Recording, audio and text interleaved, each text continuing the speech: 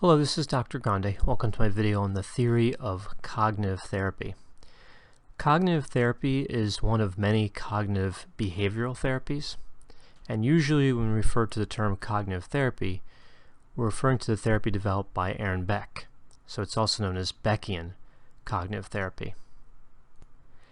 And this therapy looks at the relationship between thoughts, behaviors, and feelings, and how that relationship can be modified to alleviate symptoms. So let's take a look at the theory of personality behind cognitive therapy. One of the key constructs in cognitive therapy is the construct of the schema. And the schema is a filter. And all people have multiple schemas or multiple filters, and they see the world through these filters. Sometimes the filters are clear, and sometimes they are distorted. So in these schemas, there are beliefs about the self and the environment. And most of these beliefs are positive. However, some are negative, and these negative schemas are of most interest to cognitive therapists. Some schemas are active every day. These are referred to as active schemas. And some schemas are only triggered occasionally, and we refer to these as inactive schemas. Under Beck's theory of cognitive therapy, childhood experiences can lead to both positive and negative core beliefs. And again, the negative core beliefs, just like the negative schemas, are of the most interest to cognitive therapists. Core beliefs can be divided into three broad categories: helplessness, unlovability, and worthlessness.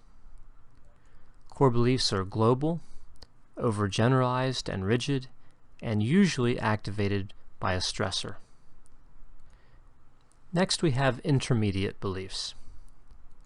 And these are attitudes, rules, expectations, and assumptions that individuals have.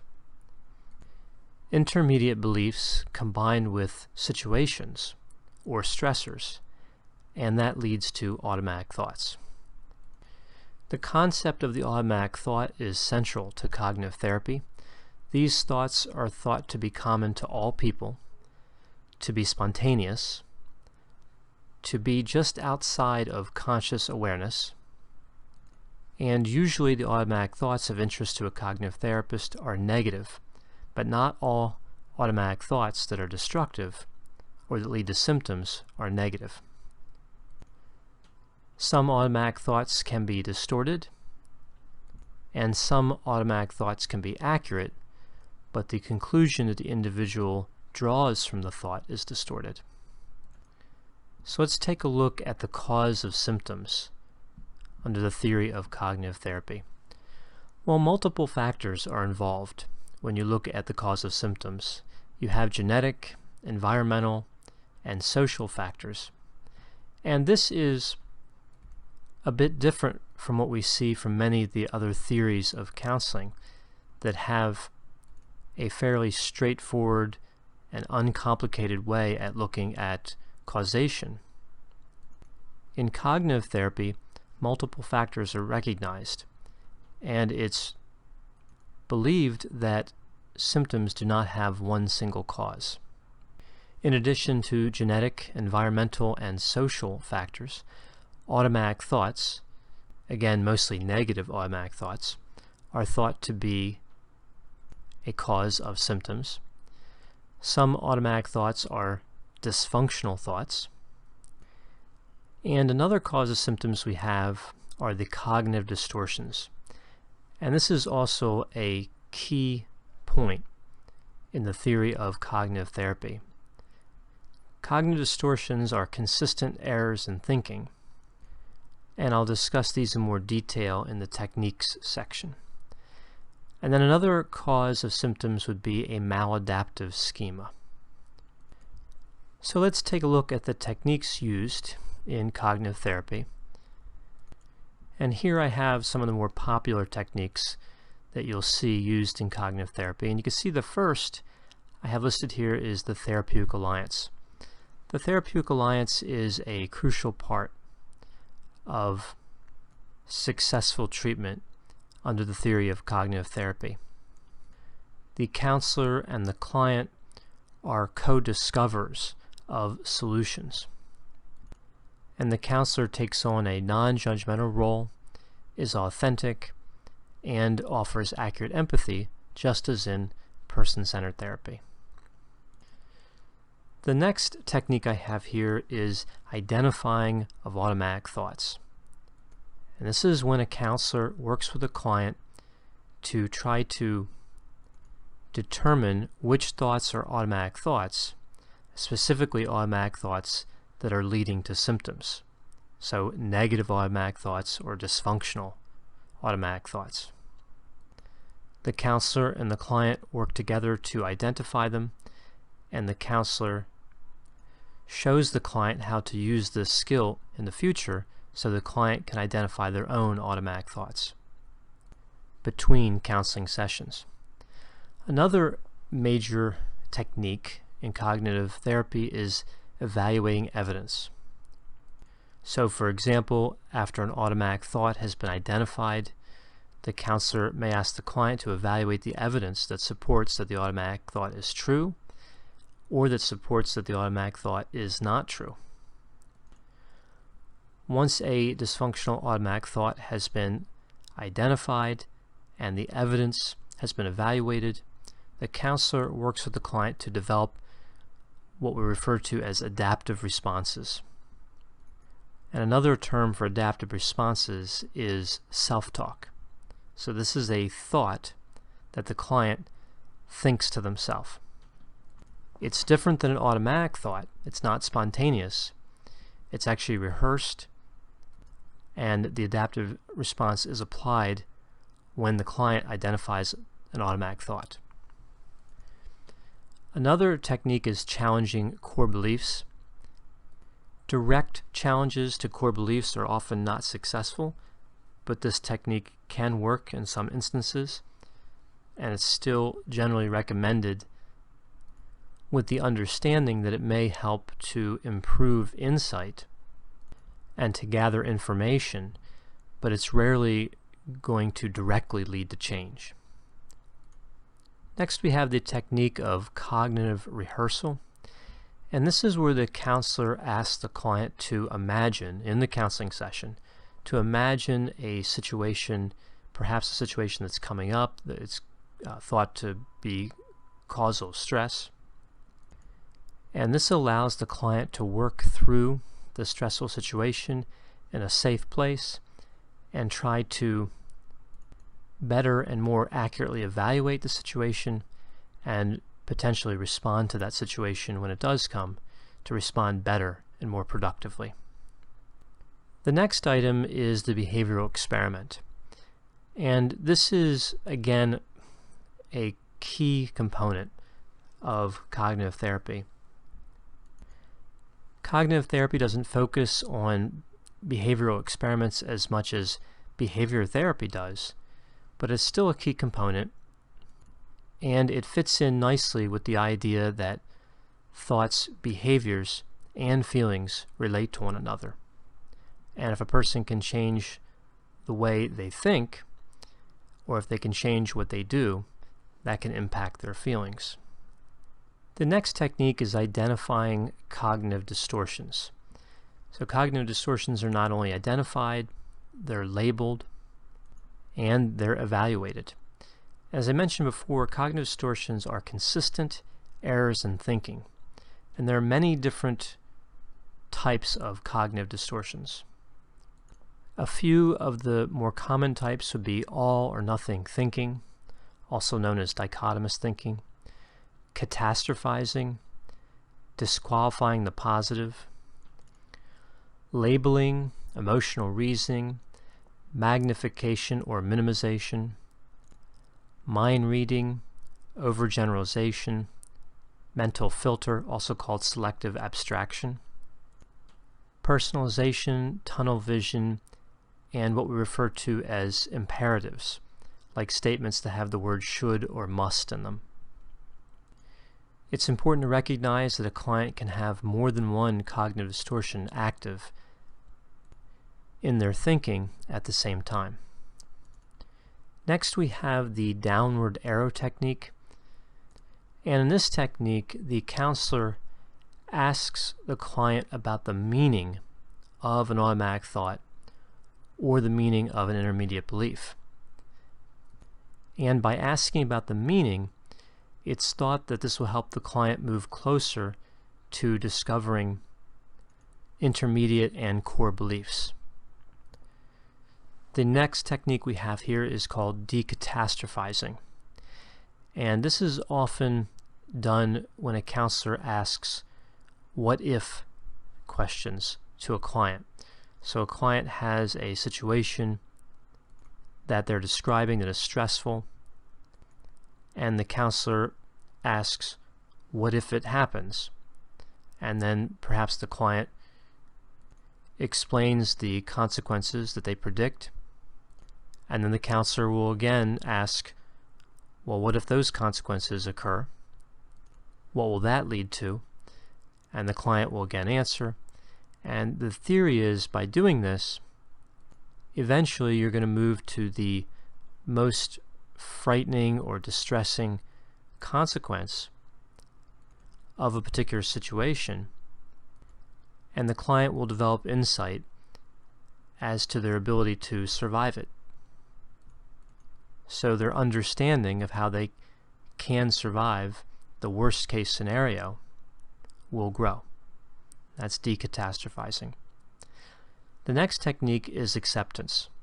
Sometimes automatic thoughts are true, and sometimes situations are unpleasant and would naturally lead to unpleasant emotional and behavioral consequences for most people.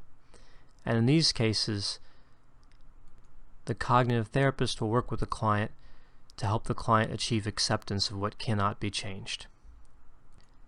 And the last technique I have here is homework. And there are several different types of homework in cognitive therapy. One of the most popular types is what's called the thought record.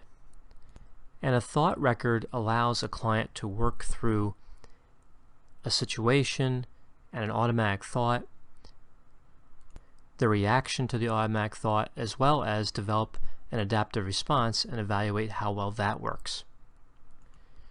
There are also other types of homework like the daily mood graph or activity charts, and the behavioral experiments I mentioned earlier also fall under homework.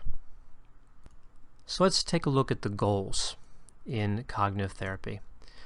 Well, the goals are set collaboratively by the client and the counselor, and this is consistent with the therapeutic alliance that the counselor is trying to form and build throughout the counseling process. This goal that is set collaboratively by the client and the counselor is often achieved by changing the schema. And there are three different types of changes that can occur. First, you have a schema reinterpretation. And with the schema reinterpretation, the client does identify and recognize the schema, but instead of moving in the direction of a change, the client works around that schema. For example, if a particular schema is causing challenges in a relationship, an individual may choose to end that relationship and find another relationship where that schema would not be disruptive. That's an example of a schema reinterpretation. Next, we have a schema modification. And with the schema modification, the client makes some changes to the schema, but not enough to eliminate all the symptoms. So it's a partial schema change as opposed to a complete schema change. And the last type we have is schema restructuring. And this is when a significant or complete change in a particular schema is made by the client. Another goal is to help the client to apply the adaptive responses or self-talk when automatic thoughts are present. This is thought to reduce automatic thoughts, and continually applying adaptive responses is thought to then change intermediate and core beliefs. And changing the core beliefs, that is a major goal in cognitive therapy. And it's important to recognize here that it's done indirectly in most cases, rather than directly challenging the core belief, even though that can sometimes be successful. The core belief is changed by using self-talk in response to dysfunctional automatic thoughts. So now let's take a look at the last slide, and this is where I offer my opinion on how a theory of counseling can be integrated into a counseling style. So it's worth noting here that this, of course, is my opinion, and in my counseling style, I use a lot of cognitive therapy. So this is one of those theories that I take a lot of components from as I form my counseling style and apply my counseling style. And there are many elements of cognitive therapy that I like and that I think are productive for clients. The whole idea of the schema, the idea that people have a filter and they see things clearly or with some level of distortion, I think is a helpful construct. The idea of cognitive distortions or consistent errors in thinking that individuals make, I think this is a useful concept to integrate into a counseling style, because when cognitive distortions are identified and challenged, it can open up new ways of thinking, new flexible ways of thinking that can relieve symptoms. The whole idea of core beliefs, intermediate beliefs, and automatic thoughts and how they relate to one another, I find this to be useful. I find this also to be a straightforward and logical way at looking at belief systems and thoughts. Similarly, I like the idea of self-talk or applying adaptive responses. So automatic thoughts are spontaneous, but self-talk is deliberate. The client has control over the self-talk, even if they don't have control over the automatic thoughts. So I find this concept, again, to be logical and productive, and also very helpful to clients. It's an area that they have direct control over. It's concrete. The adaptive responses can be built in advance, and then the client can use them when they identify an automatic thought. The next item I have here is one of the types of homework, the behavioral experiment. And again, I find behavioral experiments to be useful. It helps the client to stay active in working toward alleviating symptoms and realizing positive change between sessions.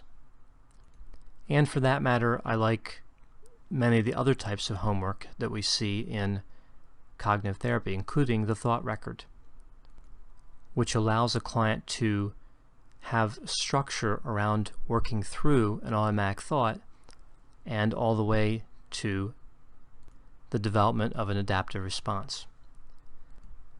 Now, even though I like much of what's available under this theory of cognitive therapy, I do have some criticisms of cognitive therapy when it comes to integrating it into a counseling style. Cognitive therapy is not for every client.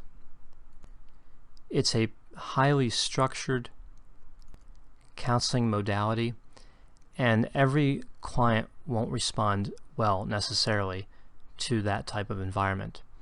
Sometimes what's important for a client is the ability to tell their story and work through challenging childhood experiences. And although that can be done with cognitive therapy, when we think of cognitive therapy, we usually think of this way of understanding in terms of like core beliefs, intermediate beliefs, and automatic thoughts, and these different techniques, and not as much an exploration of what happened in a person's past. Another concern I have with cognitive therapy is that much like behavior therapy or rational emotive behavior therapy, REBT, a counselor runs the risk when using cognitive therapy of appearing a little distant and a little cold, because the counselor is continually applying various techniques and may not be attending as well in terms of accurate empathy and building the therapeutic alliance in general. Overall, I feel that cognitive therapy can be integrated quite well into many different counseling styles, and I find it to be a pragmatic and productive therapy. I hope you found this video on cognitive therapy to be useful. As always, if you have any questions or concerns, feel free to contact me and I'll be happy to assist you.